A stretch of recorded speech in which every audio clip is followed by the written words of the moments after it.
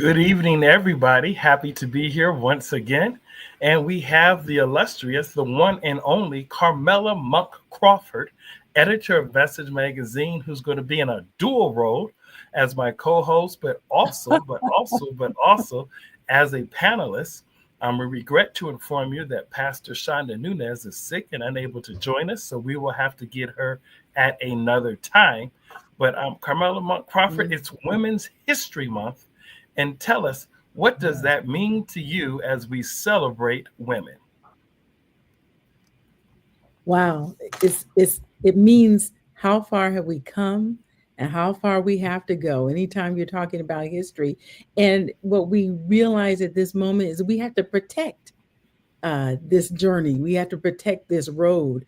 And so, women's history means to me we've really got to remember to not only celebrate and commemorate, but also be honest about where we're going and what the current status is. And I think that conversation is more relevant now than ever. You say more relevant now than ever. That's because of what's taking place in this country, or the temperature of this country, or what is that from your standpoint?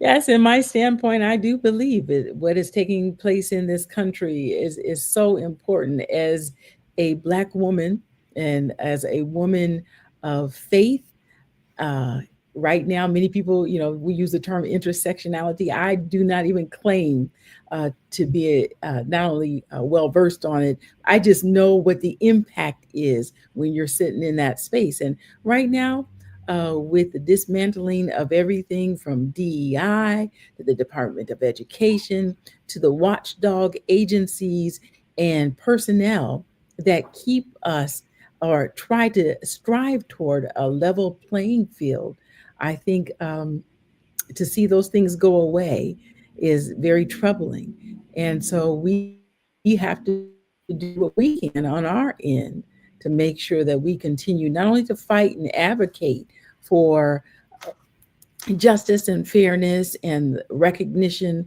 of the contributions of different segments of society, but we also have to continue to fight the or I should say, fight the stream of resistance that goes against celebrating women in these different positions, celebrating people of color, celebrating people who are women and people of color. So it's a very interesting time. But yeah, I agree. It's the time that we're in that makes it that relevant.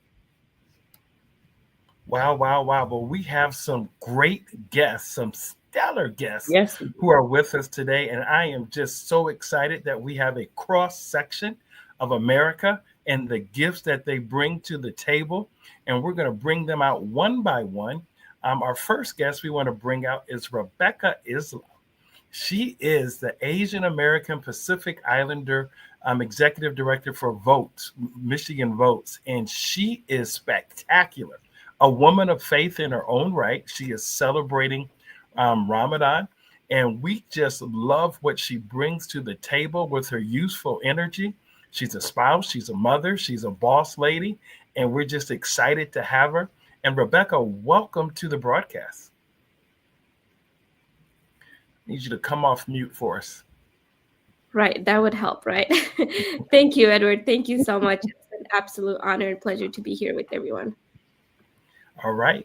Another guest that we have is none other than Lisa Clark Diller. She is the interim chair of the Political Science Department at Southern Adventist University.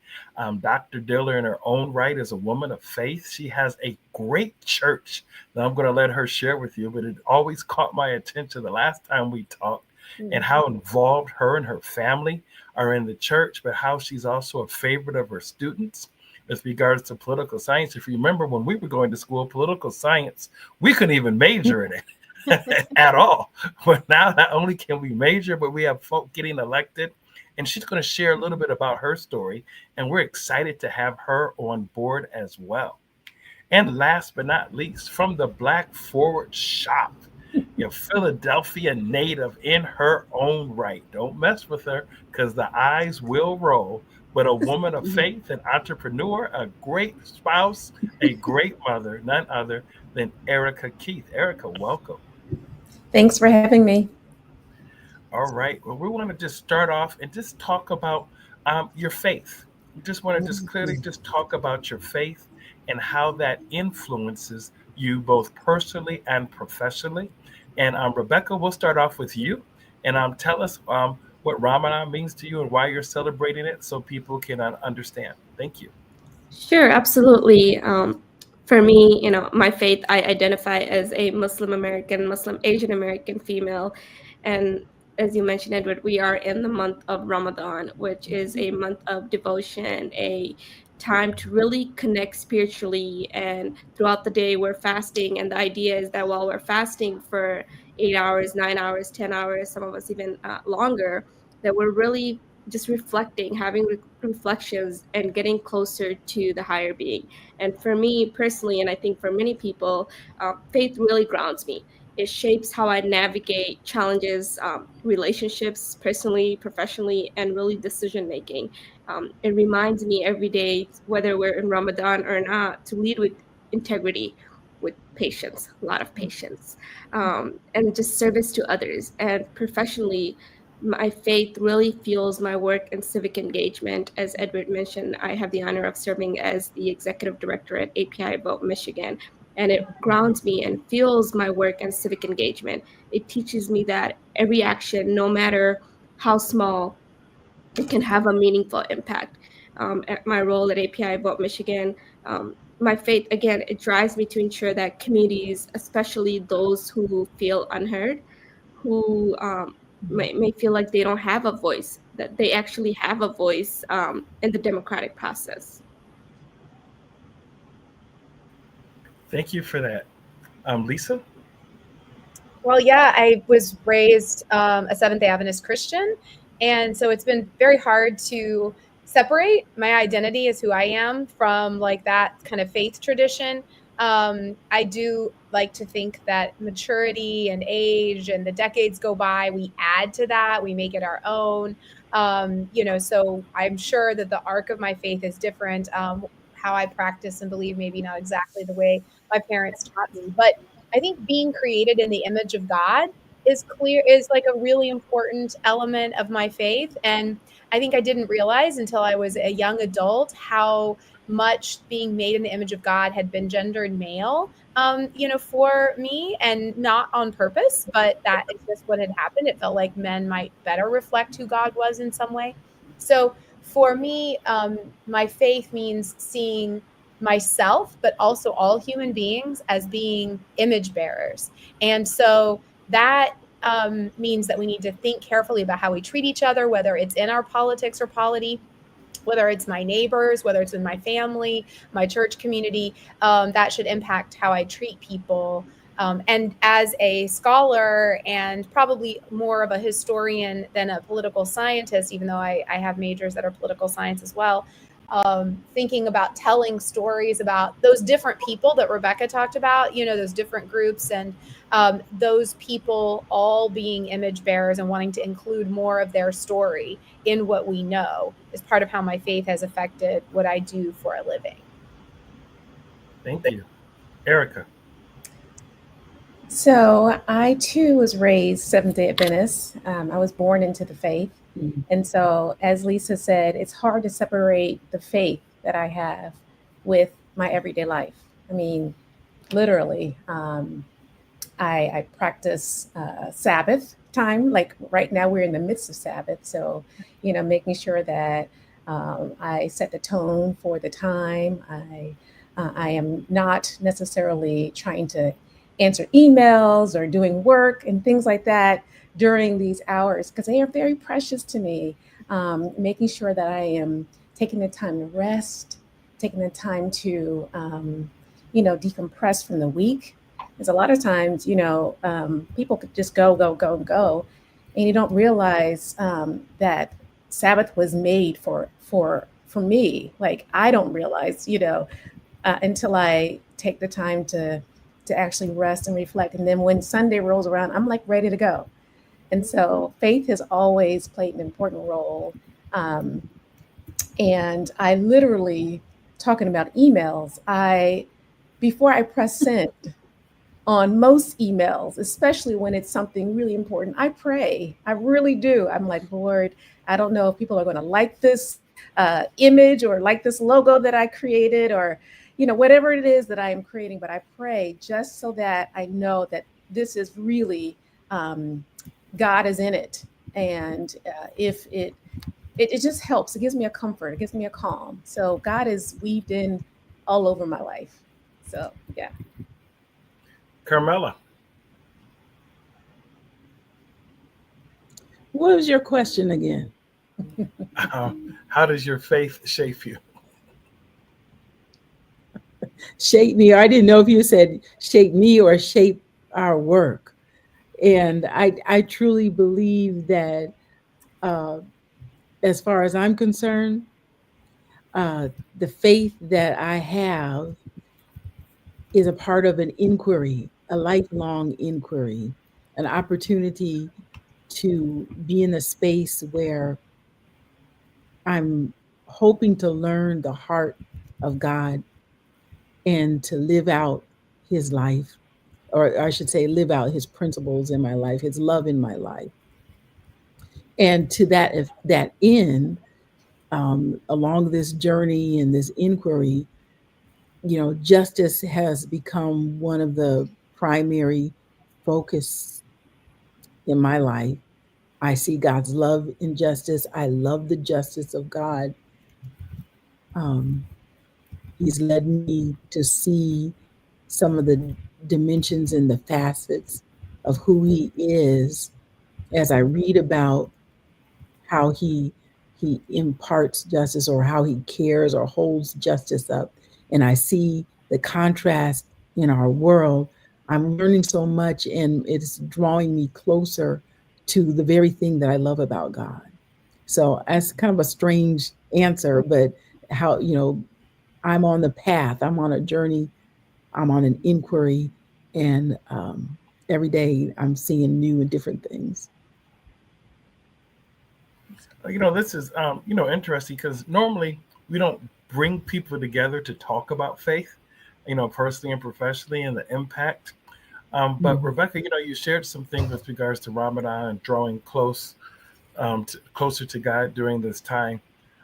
Faith also, there's an expectation if you call yourself a man of faith, a woman of faith, that you don't get frustrated, that you don't get mad, that you know how to handle it. But the reality is, that women do get mad.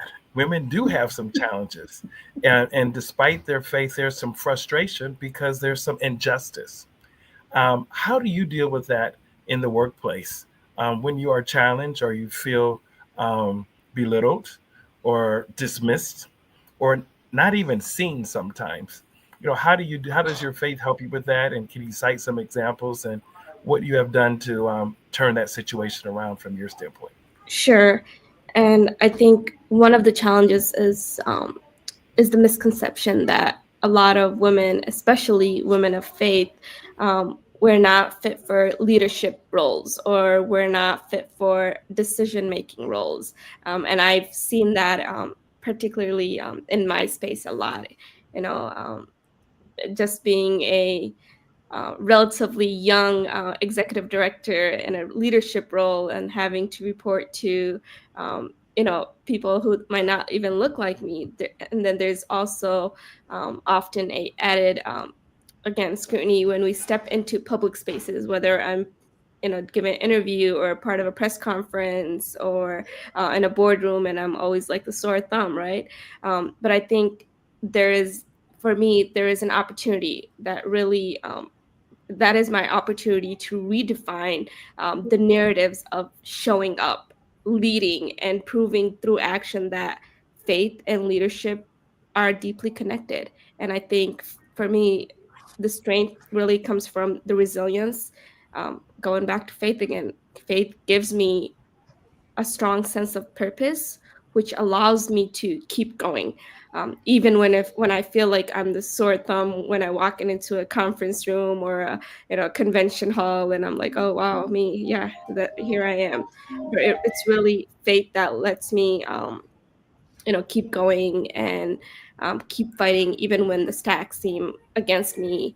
And I think just women of faith have historically been change makers, whether through activism, whether it's through education or just community building, and we continue to carry that forward, God willing. In Arabic we say inshallah, meaning God willing. So inshallah, we continue to do that.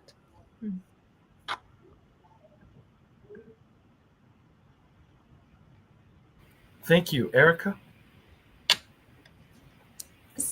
I think I need the question again. I know we talked about the question is directed.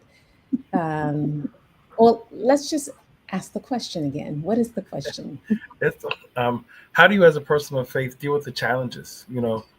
And cite some example of those challenges that men may not understand, men may not know when it comes to being seen, when it comes to being not being dismissed, and when it comes to Rebecca alluded to some leadership roles.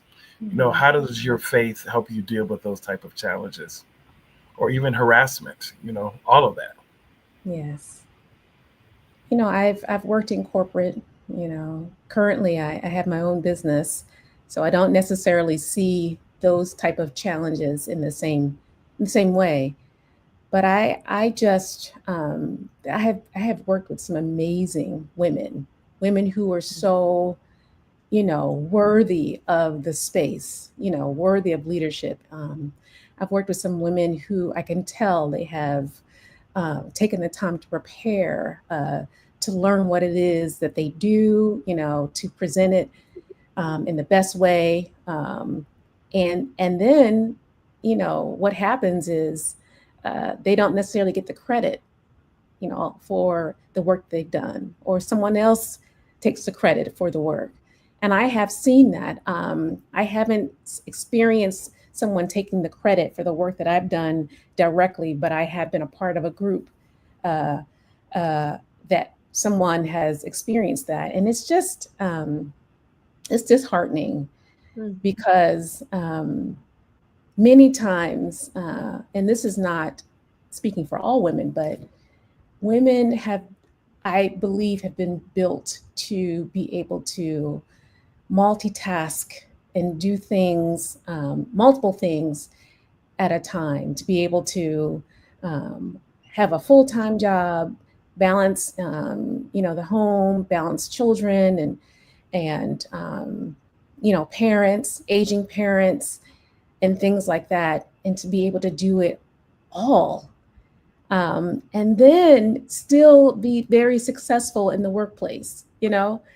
And to have someone not acknowledge the work that you're doing, it's very frustrating. And so I would say, um, I have, in my own experience, made sure that every day I take a moment for God. I know at the end of the day, it's about me and God, you know?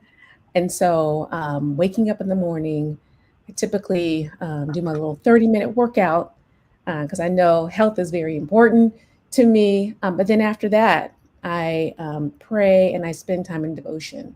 And I think that sets the tone for everything that I will be facing. Um, and so it's not an easy thing when you're kind of looked down and not really looked at, as someone as equivalent, a man in the workplace. But starting my day with God is is so helpful. And when I don't, I could tell I have a different experience. And so I would say that it's just taking God with me and setting the tone for my day first thing in the morning.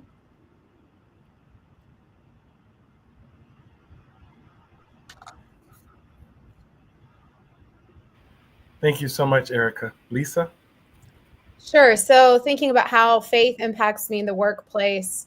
I mean, one of the interesting things Rebecca mentioned is sometimes when you are a person of faith in the workforce, depending on where you're working, you can feel like you're at this intersection of in academia, I can be in spaces where the idea is that people of faith are maybe not as smart or as critical thinking, or, are somehow backward, in some sort of way, and not really believing. That can be a really difficult thing. And then also in my church space, sometimes people are a little suspicious of academia, or, so I imagine this is true, not just for me, that's my own experience, but that being a bridge builder, being one of these people who's like crossing between, which women do all the time. This is not abnormal at all for women to be in these spaces, and we're not the only ones. Anyone who's been an immigrant or cross-cultural living or traveling or left one discipline and gone to another, it's these bridge building. I think God calls us to be, when we're asked to be like peacemakers, and we're asked to be ministers of reconciliation, and kind of people that are going between, feeling like that's a calling to do that, and what that looks like is part of how faith impacts my work, where I can feel like I'm a translator sometimes for different spaces, and I think God is involved in that. There's the normal kinds of things, which are, we're busy. All those things Erica mentioned, totally true. Super busy, got infinity balls in the air. And to be reminded of the fact that the person in front of me, who might be a super annoying student who is taking up a lot of time that I don't have to give in, with a lot of entitlement maybe, and I find myself frustrated and asking, the devotional practice that Erica mentioned is, at that moment, being able to be like, I am asked to just be here treating this person with love and respect that's in front of me, and not thinking about my huge to-do list and how disrespectful this is. Also knowing when and how to have boundaries, and to stand up for myself, and to say, this is not something, those are again, I think, not unusual for a lot of people, but this is where in my daily work it feels like my faith and my trying to be a loving person, treating other people as loving children of God, obeying what God has called me to, and then I think on top of that, maybe particularly to being a woman, is I'm a woman who chose not to also be a parent.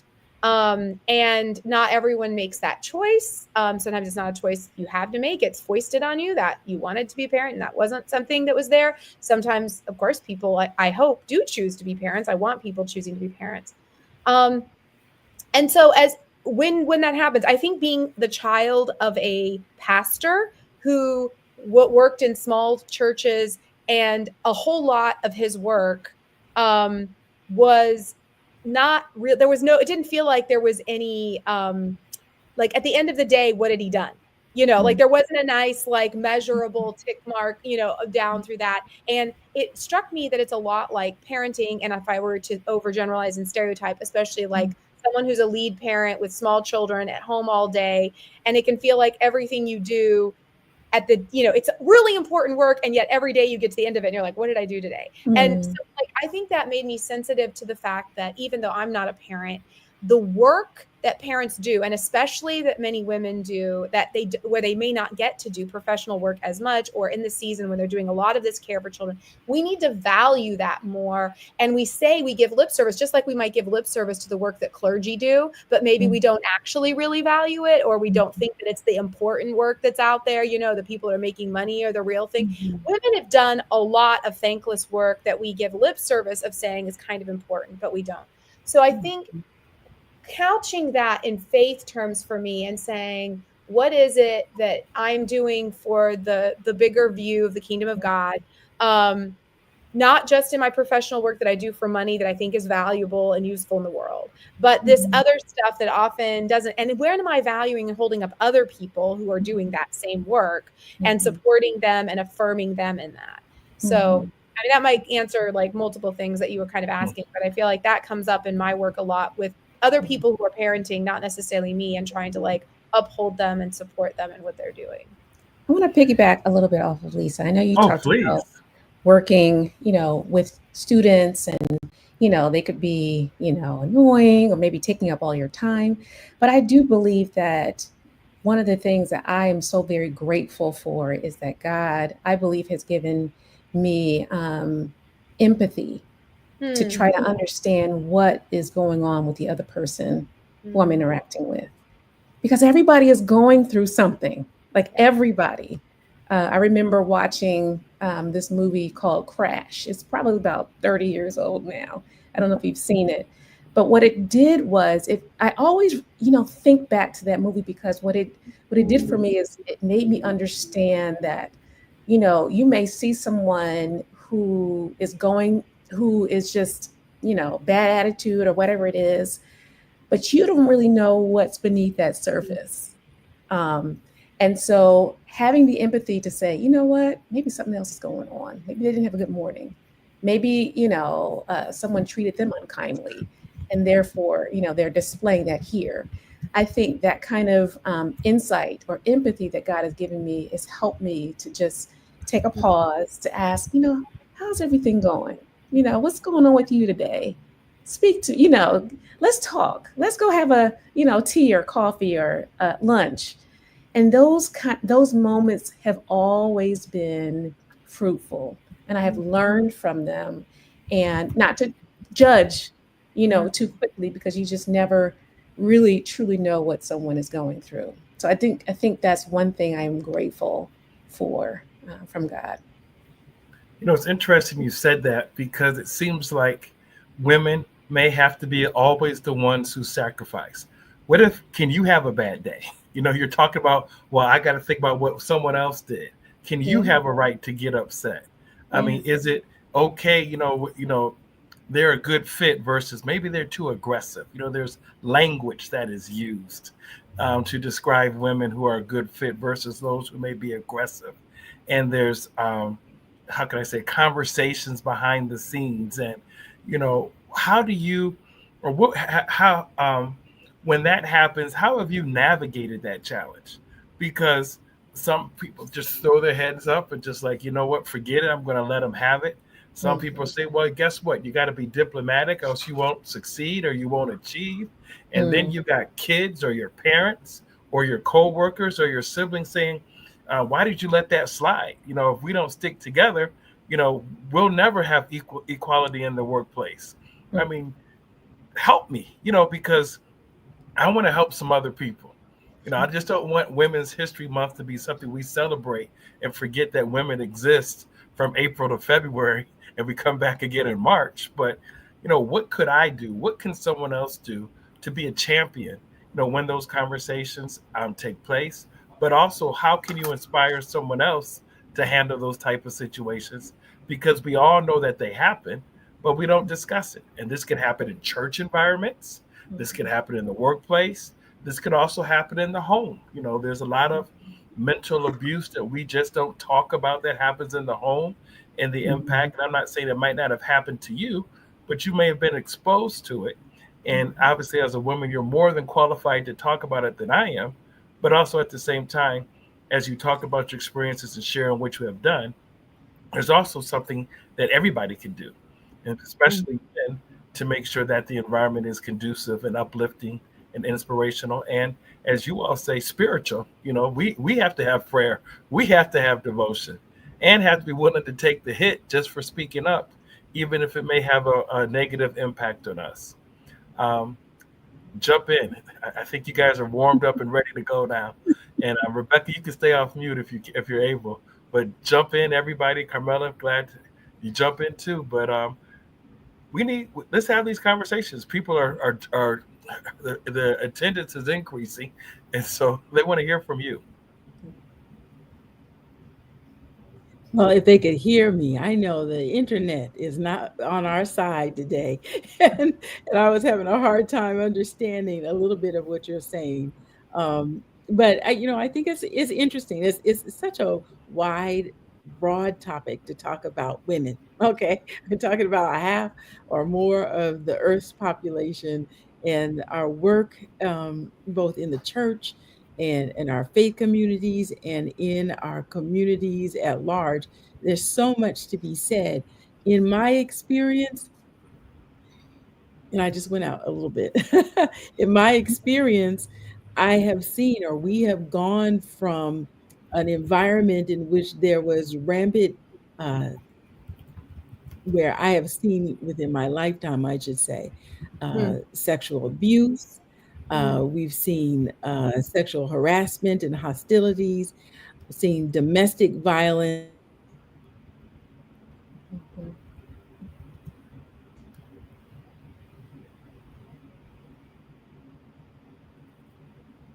Looks like we might have lost Carmela. Mhm. Yeah. Okay, So, somebody else. hmm. I mean, I think I do think expectations for women. You mentioned we're all strong women. Like I've avoided like feeling too much like I wasn't able to do things. I've often sort of ignored some of those expectations pretty easily, but I don't think you should have to have such tough skin as I do in order to be able to make it kind of in the workplace. And I did have a young colleague of mine about 20 years younger than me who really wanted for a while for us to talk to young academics, young people leaving college and going into the workplace about how to deal with things like harassment. And maybe do we just use this exact same tactics that are used by all the other people that don't have any faith at all, that are like, this is what you do, this is the law, this is how you implement the law? Is there anything else, especially if we're in a Christian context, where we might say, is there a slightly different approach to this without saying that it's okay and that we just submit or and be treated negatively or anything like that? And I don't necessarily have a good answer for that, except that I do think, um, especially if I'm working in a context with other people who argue that they are believers, that I have an extra amount of ability to like call on them to behave in Mhm. ways that are like God, and I can expect potentially a little bit more understanding of like the need for grace and justice and things like that, and use the vocabulary of my tradition and what I consider to be the mandates of God in my conversations around those things. And I think that is appropriate to do.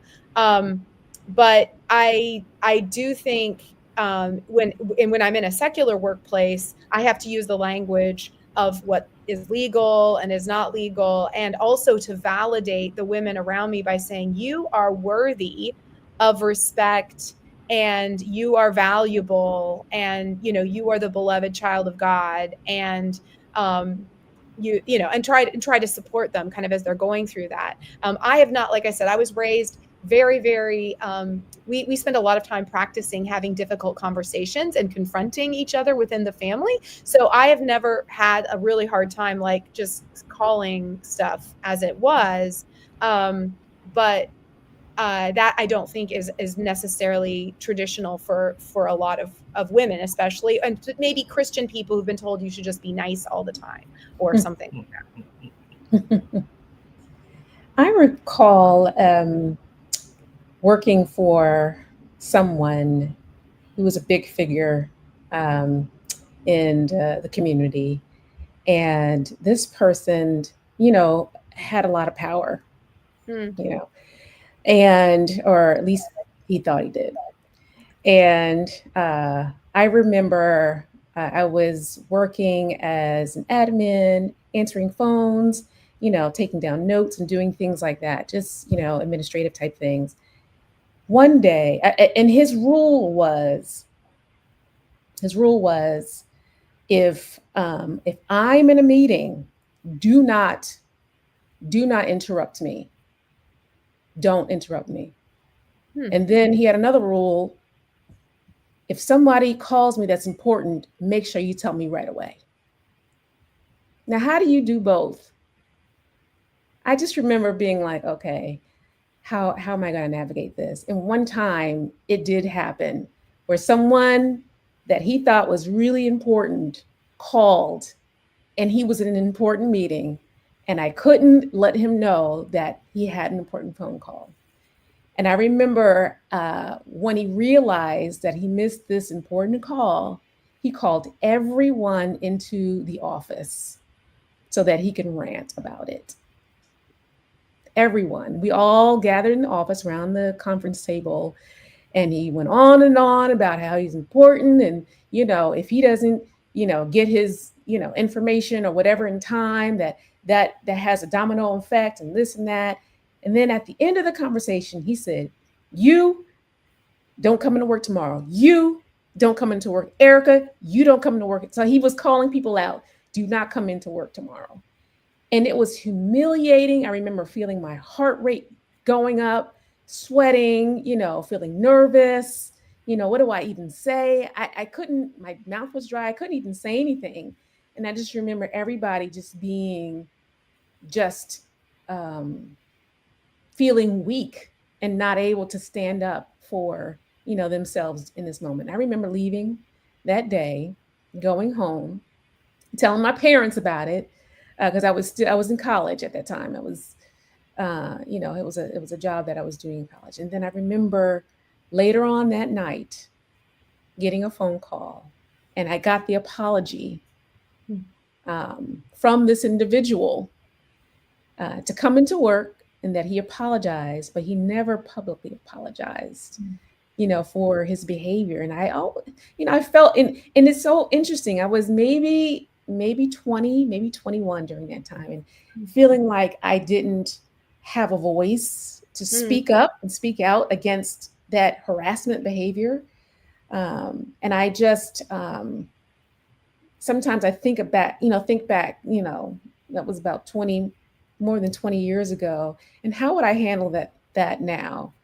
I think I would have the boldness that I feel like I have at this age, just to pause the meeting and to say, I don't think that, and just say, I don't think that there's these two rules work together. On one hand, you're saying, don't bother me.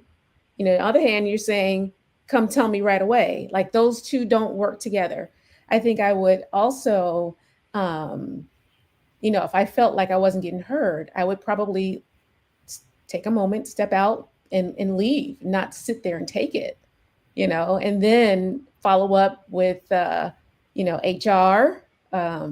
I just think that sometimes when you're young and you don't know, you just kind of take things. But as you get older, you learn and you have experiences, you get mentors, and you actually hear about other people's experiences, and you're like, wait a minute, you did what? You said what? Really? And you didn't get fired, and it's like, as you get older and you start realizing that you do have a voice, I think it's important. What I'm realizing is important to give back.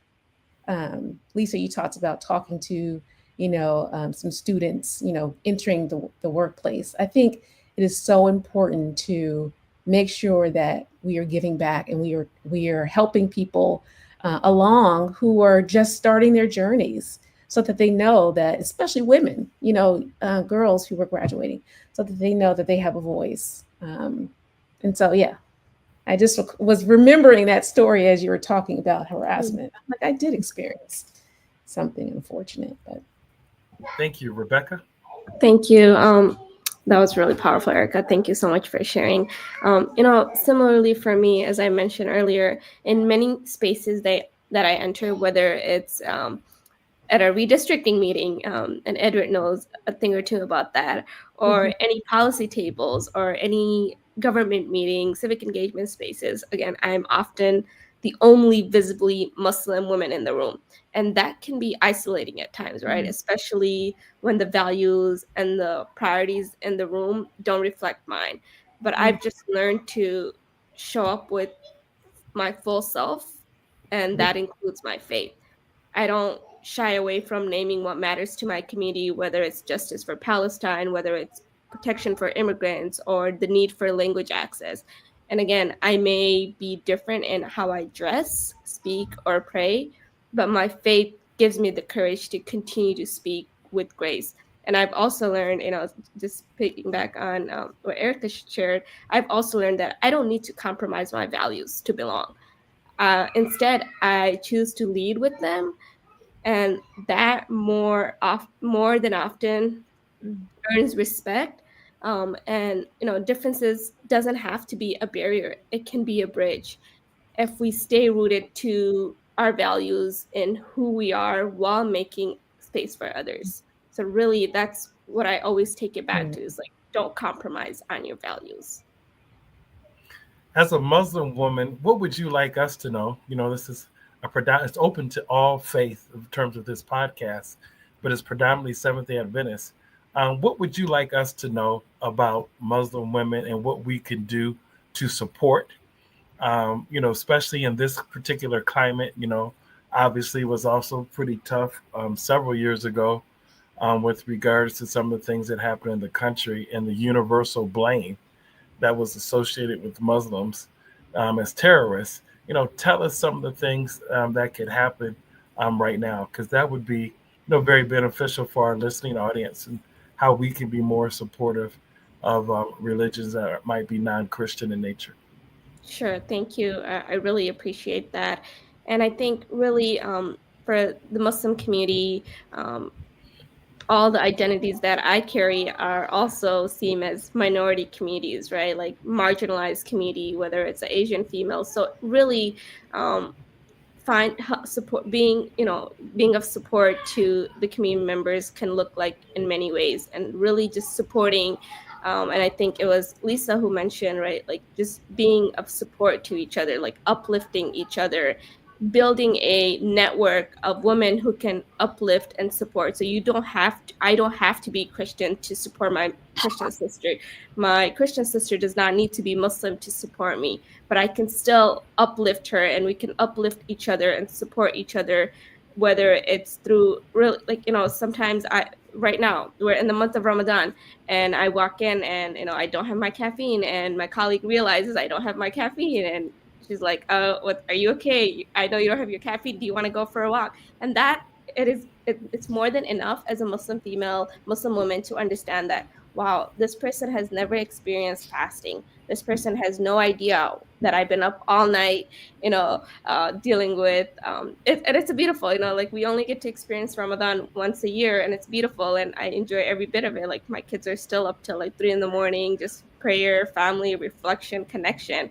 But then also we're sleep deprived in the morning. So just seeing that my colleague understands what I'm going through, especially like this is the first Ramadan that I'm experiencing with all the how do I put this in a very non-political way, with all the unnecessary things that are happening in our country right now that puts my community in danger. Just to see that my colleague understands that, hey, maybe she just needs a walk, or maybe she just needs reassurance that, hey, we're here for each other. If there's going to be a protest, we're all going to show up. If there's going to be a bill on the pipeline, we're all going to make sure that it's something that supports our Muslim community and not harm our community. So really just being there for the community, being there for your colleague, being there for your fellow Muslim brothers and sisters, I think is really, it's really important, and it's greatly appreciated, even big or small. And again, we don't, and for all of our religions, right? Like we don't have to this alone. We know that we're stronger when we're together.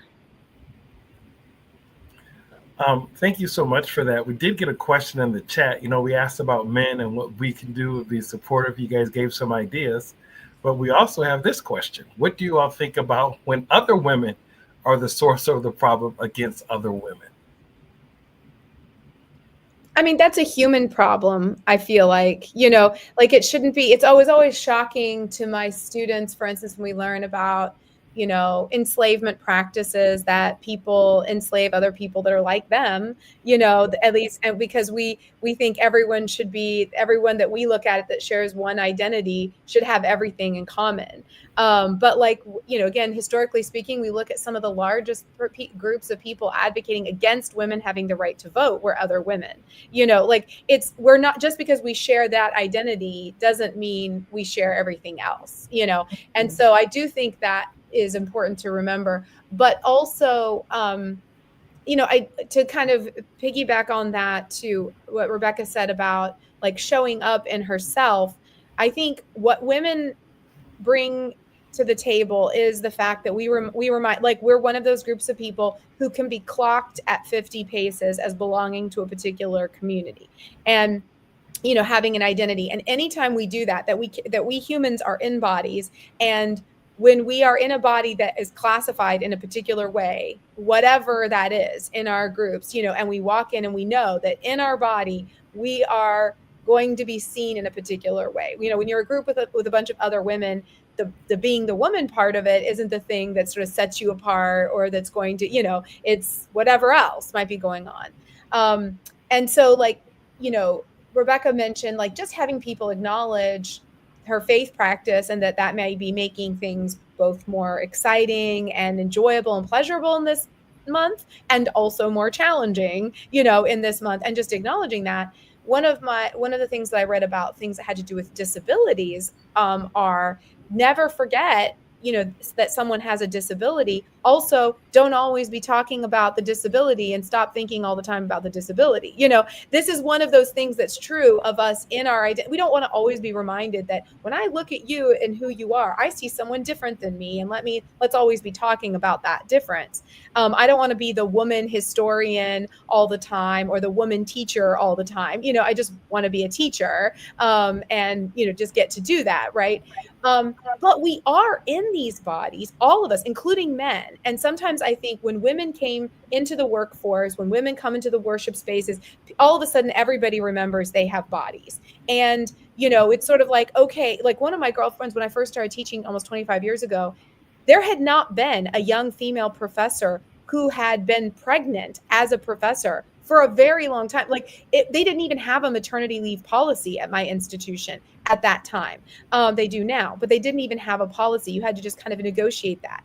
And, and I said, it makes everyone uncomfortable when she would walk in her pregnant body to, committee meetings or whatever. It made the majority male professorate feel very uncomfortable. Like in many ways, they didn't know like what to think. I'm like, it's because you've demonstrated you're a sexually active person, in your body here, like it's uncomfortable. But men have bodies too, and men have disabilities and get weak, but I think women are more aware of the fact that we have frailties that we have to work around. We have bodily realities that we have to work around in ways that might be hard to remember, and that can be a blessing to a community, to be like, we're all like this. We all have frailties and weaknesses and things that need to be dealt with. So I think women supporting each other, it looks also like supporting all kinds of other groups of people,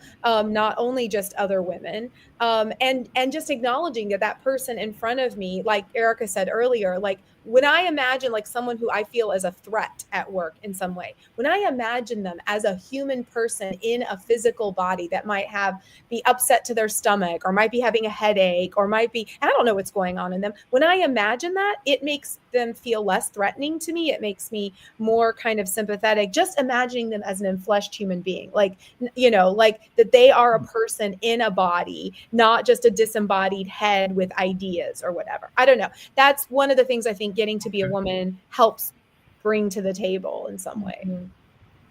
Yeah, absolutely. Can I just add Oh, to jump that? in. This is a conversation. I love everything Lisa just said. And, I would also add, we don't have to match the energy, right? We can shift it and still hold space for healing. Because again, we know there is always room to grow and grow together. So when other women are the source of the challenge, I just often try not to lead with frustration. Again, what Lisa said, just think of them as, they're just there, right? But really just lead with curiosity and compassion, right? And I ask myself, what might be like, what's causing them to act like this? Like, this is not humanly, like, how can a human, like, like, and I don't want to get into like examples or anything, but really, like, what is it that, like, that's causing this human that looks like me and could be like me, and my other fellow sisters. So I really just try to understand that, and I try to stay grounded in my purpose, right? And it's not always easy, but really, trust me, it's really, we all know that it's not easy. Like, just trying to figure out the other side, right? But really choosing to let's lead with grace over ego. I think we all have that, men and women have it. Really just trying to, you know, overlook the ego. It really helps me to stay focused on the bigger picture. I think a lot of times, looking out into a situation like that, people want to just lean into the drama of the stereotype or the narrative that happens, that women are catty, or women, they have these tensions between each other. And that's not always the case. So a lot of times I try to not show, not give anyone fuel, if you will, to kind of to continue on with that narrative. I try to, take these conversations, if it's in front of a group, let's talk, one on one. Let's step away, go, in my office and things like that. So people don't have a lot of things to say, about what's going on or what they think is going on. And that drama life is definitely something that I never want to be a part of. Um, but people love it, especially in social media, in these spaces where, people have platforms, there's a screen, and, they kind of get emboldened to say things, or write things that they wouldn't necessarily say in front of someone. I think that it's important for us, Christ, as a daughter of God, and, Christ-like behavior is to make sure that we are not displaying that kind of feeding, into that kind of narrative. So that's just something that I try to avoid. So yeah. And it's if there's a sense that it's a zero-sum game, like if there's only so much of the pie to go around, and if this person is going to get ahead of me, or like, and again, the traditional, like that old school kind of view that, like, well, there can only be like one woman representing at the top, so if it's going to be this woman, it can't be me. And there was I sense that there may be slightly less of that now than there used to be. It's still going on. Yeah, well, yes, it is definitely, it's still going on, but I think that we can keep moving, kind of on from that, and not give in to like that and in the providence of God, to know that there is enough, like, for me, and that if I have a bigger picture of what I am called to do and what I'm supposed to do, the fact that like this other woman seems like she's getting more, whatever that may be, if I'm stuck in something that's like that, to understand the providence of God is big enough that I can be thriving and doing what I'm supposed to do, even if it looks like somebody else is getting more credit for doing something that I also had the same ideas for. It is really hard in that kind of context, but I think that the perspective is great. I love the comment that just came up about menopause. That's one of the menopause is a wonderful, wonderful thing that God gave us, because I cannot imagine potentially running the risk of having a baby in my 80s or 90s. And so I just think it's just fantastic that the female of the species in humans, there's only like a couple of other species of mammals that go through menopause. And it is just such a gift to have space and time at the end of your life where you have more of your wisdom to like receive that wisdom from other people, from other women, and the time they are like, again, I think women are amazing to each other. And people who are like, women are just so catty, I'm like, you're being catty. Right. I do get women occasionally go, I just like men better because they're just not as, I'm like, well, you're if you're saying that about other women, that's you. That's not, that's right. That's not other, because I know are amazing women that do give and support and give advice. And menopause has been one of those seasons for me when I get to hear from so many other women that have gone through this and say there's life on the other side, this is you're gonna be great, and you just like you do when you have children and the women are like, yep, I know it's like this when they're babies, or this is what pregnancy is like. Like, I do think women take care of each other. I do. I agree. And you know what? It used to be taboo to talk about these topics like menopause or menstrual cycles and things like that. Pregnancy, walking to the room, and you're, women, you could see that they have been, as you said, sexually active. It's on display. Right. But I do think that the fact that we are having these conversations and being more open, this generation, I think, Gen X, millennials, Gen Zs, I think it's so healing. It's so wonderful to be able to just be able to express and say, wait a minute, you're going through that? Or I read this book, or did you hear this podcast, or you should listen to this, or give me a hug. I understand, what you're going through. I think these, as you said, Lisa, it is beautiful And a lot of times we don't use that language when we talk about menopause, but the more we do, the more we see the full picture of the fullness of a woman's body. That there's all the stages. I think that's where we will grow. That's where we'll learn. That's where we'll have more empathy and understanding towards one another, and really see the beauty in it all. So I love that. I love that you said that. I agree. Well, ladies, this is becoming so enriching. We were taking questions and we were responding to the chat. I guess knowing that it's Women's History Month, who are the women or the woman you admire and why? Who's been like a inspiration? I know you might say your mom, so that's fine if you want to share that, but also share someone else, historical or present, that's actually made a difference in addition to your mom as well. Sure, I can go. I won't share my mom, even though I love her, and I've shared many of her. But I will share. It's something. There are so many women that I've admired, but lately I've been especially learning from my mother-in-law. She's currently staying with us, and I've been just deeply inspired by the way she raised her children with so much care, faith, and intention. And even now, she spends hours each day reading our Holy Quran. And just her devotion reminds me what strength and spiritual grounding look like.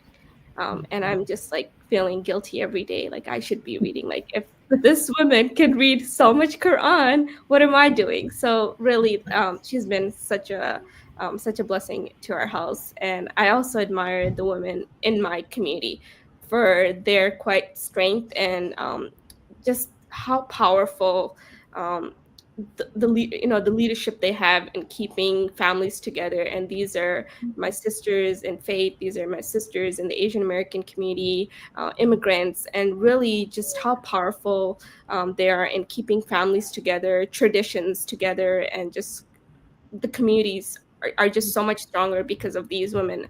And their work often goes unseen, but it really holds everything together from the house to the community and beyond. Thank you, Rebecca. Anybody else want to go next? I will say that I will first talk about my mom and my grandmother. About during the pandemic, when we moved back from to Philadelphia from Kansas City, and during that time, my mother and father were like, "You can move into our house, while you look for a house." And then the pandemic happened, and then we were all like just in one house for a time. And then my grandmother moved in, and so at one point it was like 9 of us living. My husband, my 3 kids, my grandmother, my sister, or my parents. It was all of us in the house. But I just remember my mom and my grandmother getting up really early and praying. In particular, my grandmother, she's now 95. Um, and I could hear her. She lived in the room right below. And she would get up maybe at 3:30 in the morning, and I would verbally hear her calling our names out to God. You know, she has grown up in the Catholic faith. She says her prayers around the clock. But there's just something about just her remembering to call my name, and I can feel it. When I'm having a difficult day, that somebody is praying for me because I don't know how I am making it. I could tell that somebody is just praying for strength, and I believe it. And my mother too. She gets on. I want to say it's 5 in the morning on prayer calls, and she has this little light in her music room. And I just remember coming downstairs, and you would just see like this teeny light, but you would hear like talking and praying, and it was a lot of women who would be in there praying for their families, for their church, and that is just so inspiring to me. I didn't get the early bird prayer gene. I mean, I do get up and I exercise, and then I go into my prayer, but maybe it'll come around because I do believe it is helpful. And I will also say that when I moved from Philadelphia to Kansas City back in 2002, I didn't know anybody. I worked for Hallmark Cars, as Edward mentioned, and I had no family out there. But there were a group of Black women who pulled me in. They were like big sisters, because I was like one of the younger ones, big sisters. We called ourselves a sister circle, and we would host events at each other's houses, have food. There will be laughing, there'll be crying, there'll be praying, there'll be inspirational talking, lifting each other up. And I can literally, that was in 2002, I can call any of them today and they will be right here, for me. Many of us actually work together. There's some of us who have our own businesses and we reach out to each other and help each other. I have this thing I need, and then we just help each other out. And I love, love, love. So talk about community and why it's so important now, more so than ever. I believe that Sister Circle really made an impact on my life. It's beautiful. Yeah. As a historian, like I definitely thought of historical figures that I thought, for Women's History Month, people should be aware of. And one of the first that I thought of was Dolores Huerta, who is, as far as I know, still alive, who worked for the Chicana movement in the 60s and is a profound woman of faith, out of her faith, out of her Christianity, like just really worked to help with civil rights in the 60s and 70s. Somebody that I just really respect the way her faith allowed her to live, and to live in ways when I hear women who work so hard, especially for civil rights, who don't have the ability to just enjoy self-care. These are people who were like raising their kids, putting food on the table, and then staying up into the night to like type up flyers and do fundraising and do the yeoman's work of stuff, like just inspiring how they did that. And I don't know, to be honest, like how they did that work. I think about Phoebe Palmer, one of the early preachers in U.S. Christianity in the early part of the 20th century, and the amount of work that she had to do in a world that really did not allow women to preach, and that, worked out of her faith. But I know that because I have three sisters that are in my family of origin, how much that kind of sister circle that you're talking about too, Erica, is good. Like, and then we've gone through terrible times, and I have a sister right now who, in a horrible divorce situation, is just growing spiritually so much and modeling what it means to walk by faith in the middle of the darkness, in the shadow of the valley, the valley of the shadow of death, and inspiring us to be like, I want faith like that. I want to grow. I don't want it to have to be a bad time for me to get faith. But it turns out often, if you want that sort of deep faith, you're going to go through some really hard times to get it, and to be that spiritually deep. And I have a neighbor lady in my neighborhood who is 92 now, and she has worked for justice and good all of her life. And the elder women in my neighborhood, when I moved into it 23 years ago, 24 years ago now, they modeled what it meant to be a good neighbor, to work for civic activism.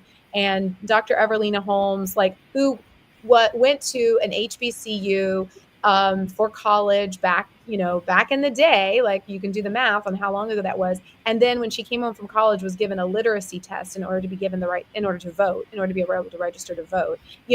The fact that there are still people alive, who went through that, and the way that those people touch the next generation, like I'm still grateful for Dr. Holmes. So I, have a lot of women, as we all do. We could just make a really long list, I'm sure. That's but right. I did want to talk about some historical women that for Women's History Month people should be thinking about. And Ruby Bridges. Yeah, that's right. I definitely think that she's definitely, she was so young. Yeah. And she made an impact in a big way for many of us. So that's why she's on my wall. Well, I want to thank you so much for telling your stories, being seen, giving us advice to how we can be supportive in our spaces, whether it's in our community of faith, whether it's in our home or in the workplace. You've given us some things, and it's just basically sums up in the golden rule. Do unto others you would have them do unto you. It's just not something complicated. You do have a voice. You can speak up. And you can make sure people are seen. You don't have to steal people's ideas and make them your own. You can actually give them credit and partner and collaborate with them so that everyone thrives. So I just really appreciate the practical tips, the transparent conversation, your willingness to share and put yourself out there. Vulnerability, has its risk, Mm. but you've helped some people. You have challenged some people, and as a result, people are celebrating you and the unity and the sisterhood that you all have as women. And you didn't even know each other. This is your Right. first time being in this setting and doing just that. So, as we conclude our show, share with us the best advice you've ever received as a woman, whether it doesn't matter where it came from, but just share what's the best advice that you received and that you would like to share with our listening audience before we close out. Sure, I can go. First of all, thank you, Edward, for bringing us all together. It's been an absolute pleasure.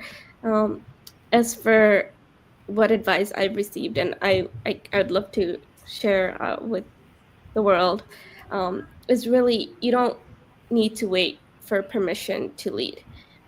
If you have a vision, go for it. People may often question you, but really stay focused.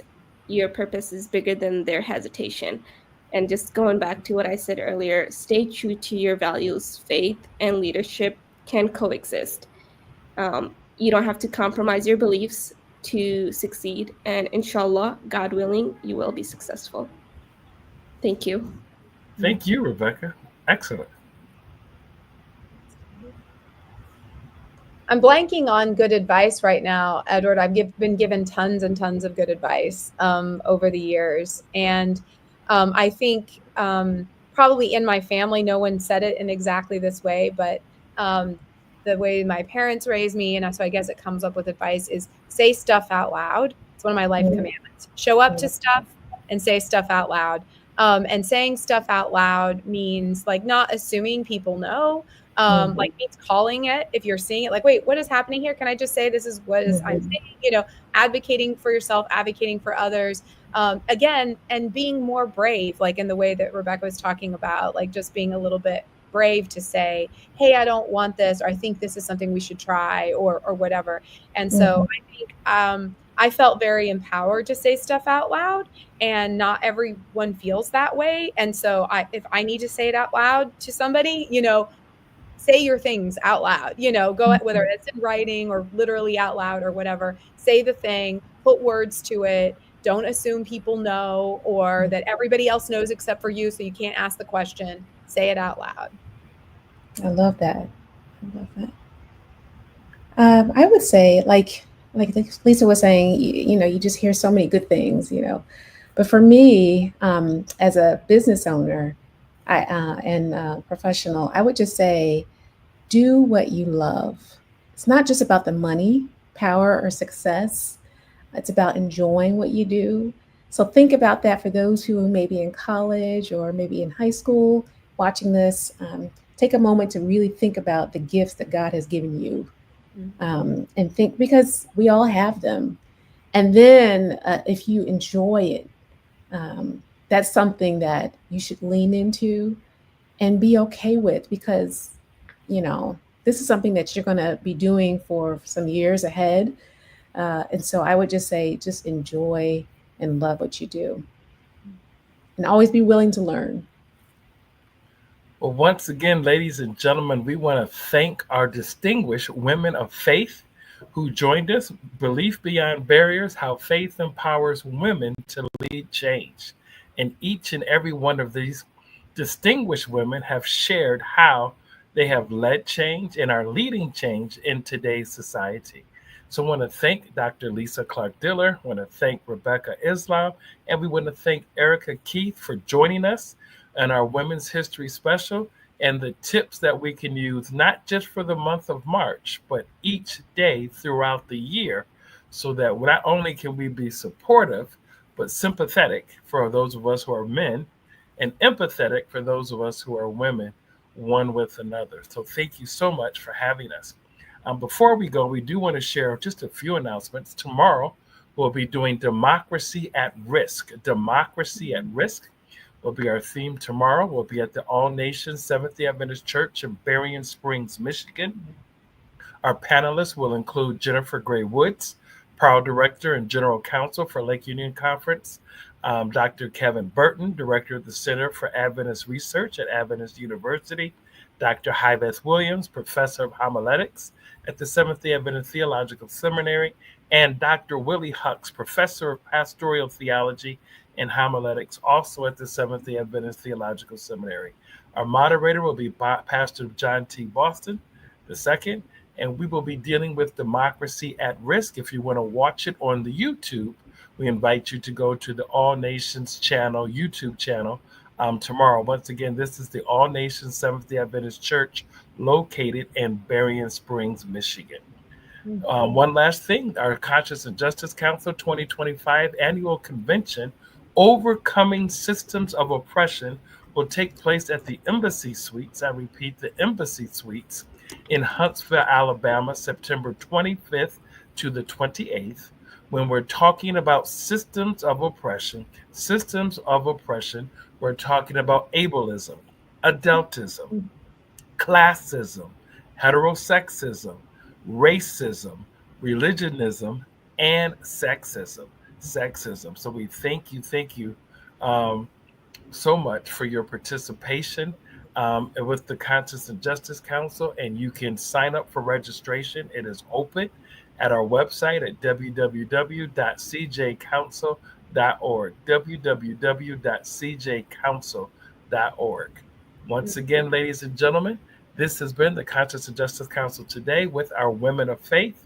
We thank you so much for listening, and we hope you have a great evening. Goodbye, everyone, and let's give everyone a round of applause in this virtual space. Thanks for having me. That was Thank great. you so much. It was lovely.